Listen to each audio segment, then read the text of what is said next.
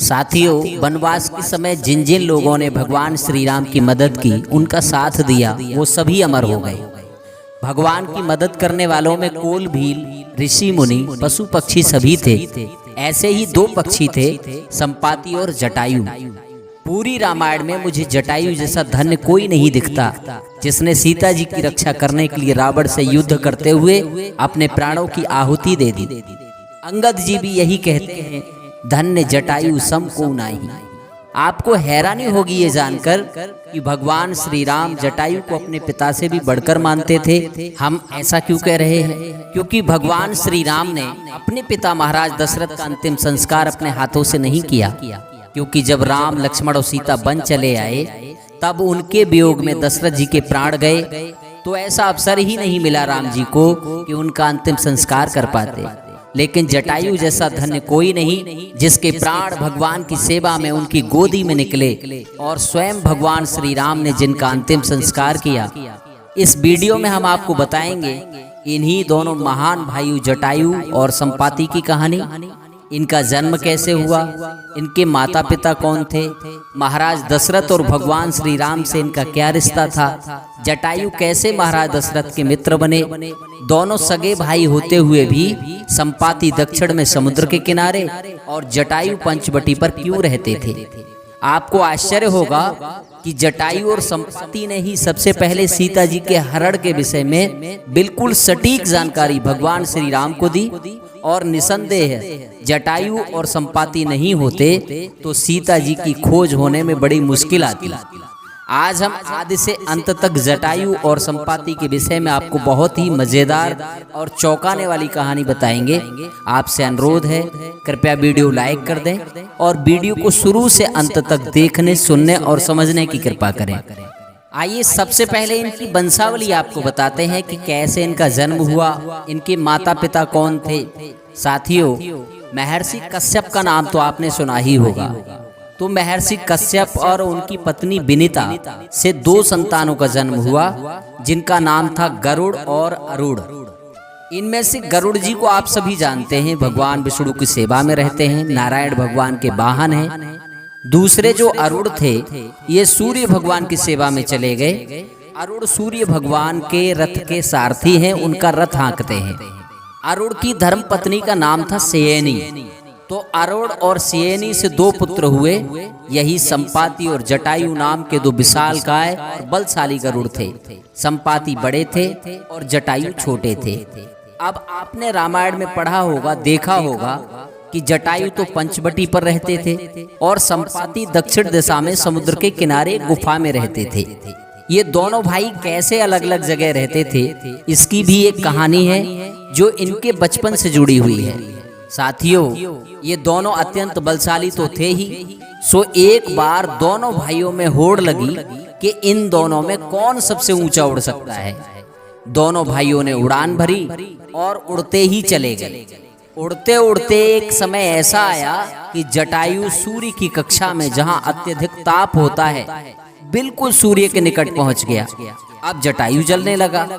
संपाति ने जब अपने छोटे भाई को झुलसते हुए देखा तो और ऊंची उड़ान भरी और जटायु के ऊपर अपने पंख फैलाकर सूर्य की गर्मी से उसकी रक्षा करने लगा। अब संपाति भी झुलसने लगा।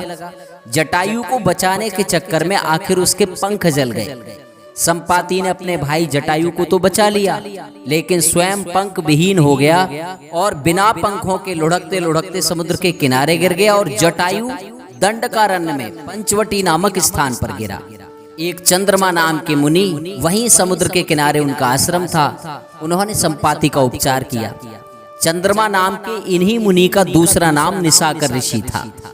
चंद्रमा नाम के इन्हीं मुनि ने संपाति से कहा कि तुम चिंता मत करो, एक दिन भगवान श्री राम की पत्नी सीता को ढूंढते हुए बानर भालू यहीं समुद्र के किनारे आएंगे, तब उनके हाथों के स्पर्श से तुम्हारे पंख फिर जमेंगे।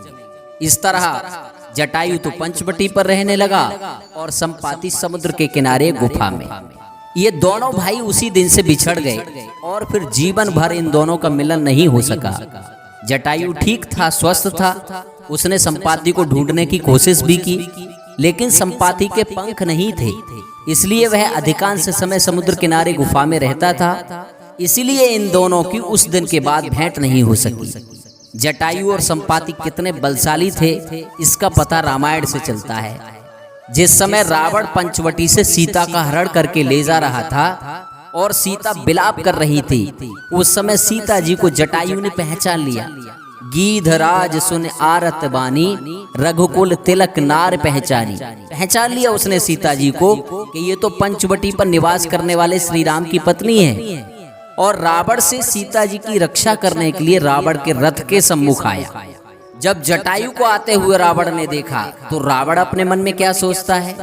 रावण सोचता है कि मैनाक की खगपत होई। रावण अनुमान लगाता है या तो ये मैनाक पर्वत है या पक्षियों का राजा गरुड़ है।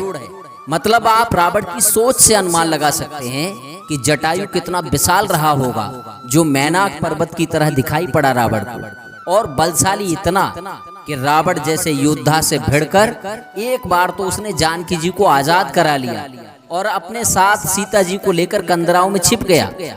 बाद में दोनों में भयंकर युद्ध हुआ और रावण ने जटायु के पंख काट दिए। काटे पंख परा खग धरनी, पंख कट गए तो फिर वह जमीन पर गिर पड़ा। भगवान श्री राम और लक्ष्मण जब सीता जी की खोज में पंचवटी से आगे चले तो मार्ग में उन्हें घायल अवस्था में जटायु मिलता है। आखिरी सांसें गिर रहा था। सीता जी की रक्षा में उसने अपने प्राणों की परवाह नहीं की। भगवान श्री राम जटायु से पहले से ही परिचित थे। उन्होंने जटायु को अपनी गोद में उठा लिया और पूछा कि तात, तुम्हारी यह दुर्दशा किसने की? तब जटायु कहता है कि नाथ दसानन यह गत कीनी, ते खल जनक सुताहर लीनी। जटायु ने ही सबसे पहले भगवान श्री राम को बताया कि प्रभु लंका के राजा रावण ने मेरी ये गति की है। उसी दुष्ट ने जनक सुता सीता का हरण किया है। मतलब सबसे पहले जानकी जी के हरण का ठीक ठीक पता जटायु ने ही दिया। राम जी ने कहा, जटायु मैं हमेशा तुम्हारा ऋणी रहूंगा और इस उपकार को कभी नहीं भूलूंगा। जब तक ये दुनिया रहेगी तुम्हारा यश कमल ऐसे ही खिलता रहेगा, तुम अमर हो गए। राम कहते हैं, हे तात, अब तुम यह समाचार स्वर्ग में जाकर मेरे पिताजी को मत बताना। अगर मैं राम हूँ तो यह समाचार स्वयं रावण अपने कुल सहित अपने मुख से जाकर बताएगा। सीता हरण तात मत कहियो पिता सन जाए, जो मैं राम तो कुल सहित कहे दसानन आए। साथियों, जटायु ने भगवान श्री राम की गोद में ही अपने प्राण छोड़ दिए और भगवान के धाम को गया। राम काज कारण तन त्यागी, हरिपुर गयऊ परम बड़भागी। भगवान श्री राम ने स्वयं अपने हाथों से जटायु का अंतिम संस्कार किया। अबिरल भगति मांग बर गीध गयऊ हरिधाम, तेह की क्रिया यथोचित निज कर कीन्ही राम।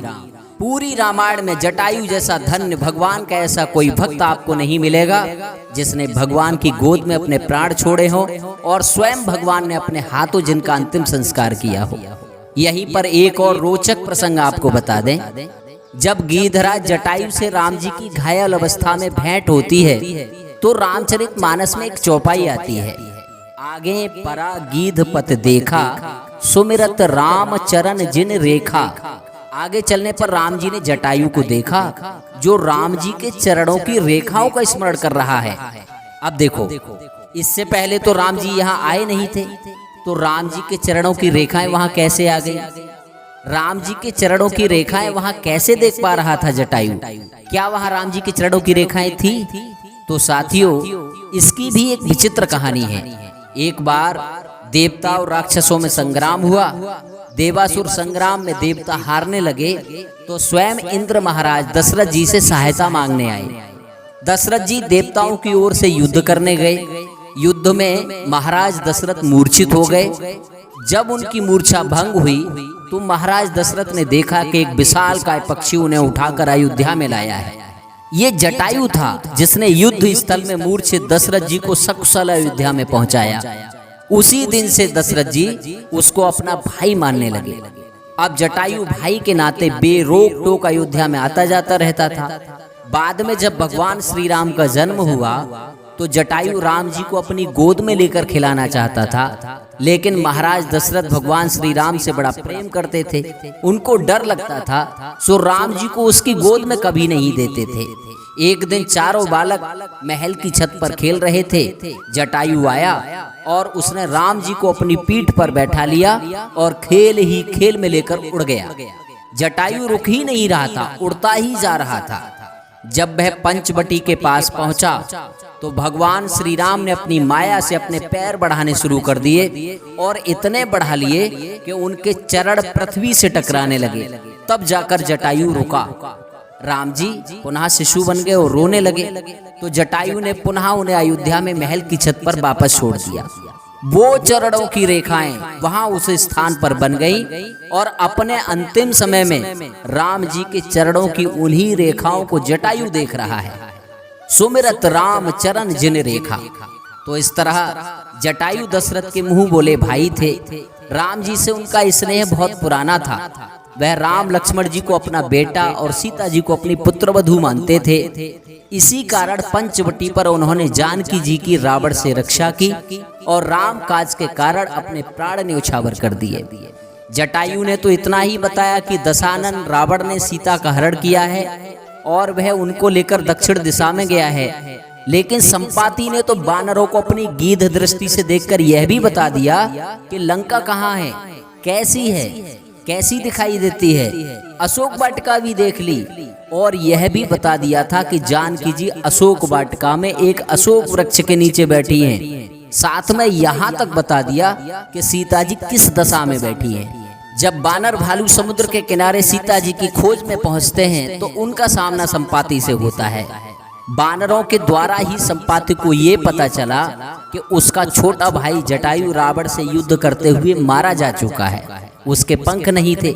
तो उसने बानरों से कहा कि तुम मुझे समुद्र के किनारे ले चलो ताकि मैं अपने भाई जटायु को जलांजलि दे सकूं। और जैसे ही बानरों ने हाथ लगाया, उसे उठाया, तो उनके हाथों का स्पर्श करते ही उसके पंख जम गए। संपाति को चंद्रमा मुनि की वो बात याद आई और उसने भगवान श्री राम के सेवकों को पहचान लिया। तब संपाति ने बानरों से कहा कि मैं बूढ़ा हूँ, नहीं तो अवश्य तुम्हारी कुछ मदद करता, लेकिन मैं अपनी दिव्य दृष्टि से देखकर तुम्हें सीता जी के विषय में अवश्य बता सकता हूँ। उसने चारों ओर अपनी दृष्टि घुमाई और बानरों से कहा कि गिर त्रिकूट ऊपर बसे लंका, तहाँ रहे रावण सहज शंका, तह अशोक उपवन जह रही, सीता बैठ सोच रत आही। उसने कहा कि त्रिकूट पर्वत पर लंका बसी हुई है, वहां स्वभाव से ही निडर रावण रहता है। वहां अशोक नाम का एक उपवन है, बगीचा है, जहां सीता जी चिंतित बैठी है। बानरों को बड़ा आश्चर्य हुआ।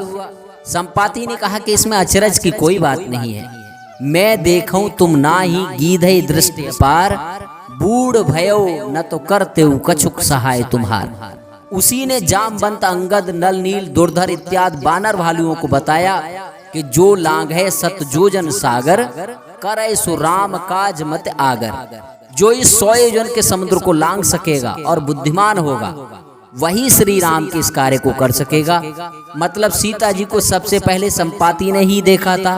श्री हनुमान जी तो सिर्फ संपाति की बात की पुष्टि करने के लिए लंका में गए और जब लंका में पहुंचे तो संपाति की बात अक्षरशः सत्य सिद्ध हुई। इस प्रकार आप देख सकते हैं कि सीता जी की खोज में जटायु और संपाति का योगदान बहुत ही ज्यादा था। इन्होंने ही ठीक ठीक बताया था कि जानकी जी का हरण किसने किया, किस ओर गया और सीता जी कहाँ हैं। तो ये थी रामायण के महान पात्र संपाति और जटायु के जीवन परिचय से संबंधित हमारी खास वीडियो, जिसे आप सुरेश सत्यम यूट्यूब चैनल के सौजन्य से देख रहे थे।